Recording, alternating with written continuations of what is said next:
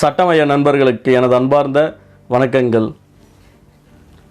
இன்றைக்கி நம்ம பார்க்கக்கூடிய விஷயம் பார்த்தீங்கன்னா, மீண்டும் முழு லாக்டவுன் வருமா, ஃபுல் லாக்டவுன் போடுவாங்களான்ற ஒரு கேள்வி நிறைய வந்துக்கிட்டு இருக்குது. நாப்பா எல்லா கடையிலையும் இந்த மாதிரி பண்ணிக்கிட்டு இருக்காங்க. இன்னும் டாஸ்மார்க் மூடலன்னு சொல்லிட்டு ஒரு குரூப் கீழே கமெண்டில் கேட்டு இருக்காங்க.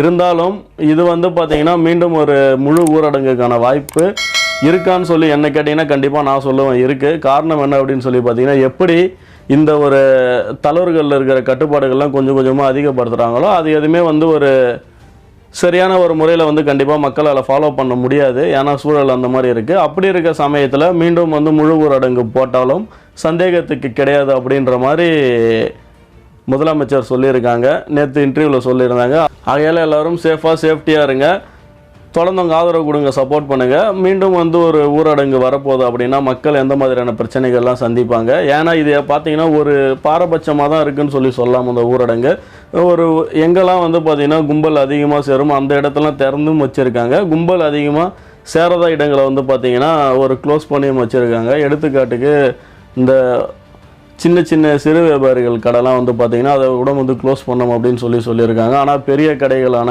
மால்ஸ் ஷோரூம்ஸ்லாம் திறந்துருக்கலாம்னு சொல்கிறாங்க. இது எந்த அளவில் சாத்தியம் பண்ணுறது தெரியலை. இது சம்மந்தமாக நீங்கள் ஏதாவது சொல்லணும் அப்படின்னா மறக்காமல் கீழே கமெண்ட் பண்ணுங்கள். தொடர்ந்து ஆதரவு கொடுங்க, சப்போர்ட் பண்ணுங்கள். மறுபடியும் இன்னொரு வீடியோவில் சந்திக்கிறேன். நன்றி, வணக்கங்கள்.